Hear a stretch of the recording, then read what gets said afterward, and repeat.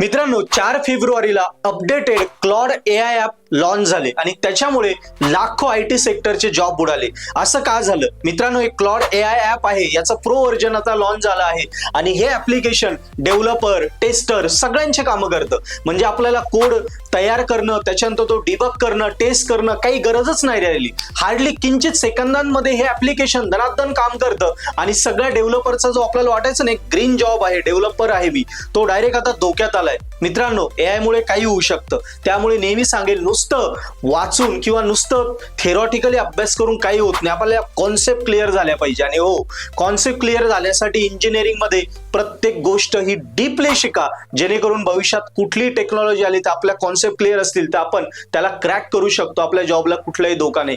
आणि हो, concept clear करण्यासाठी पर्पल हॅट ऍप्लिकेशन आहे. पर्पल हॅट ऍप्लिकेशनवरचे कोर्सेसद्वारे बेस्ट पद्धतीने सगळ्या कॉन्सेप्ट आपल्या भाषेमध्ये शिकून घ्या, जेणेकरून आपण आपल्या IQ लेवल एक स्ट्रॉंग इंजिनियर बनू शकतो. Best of luck.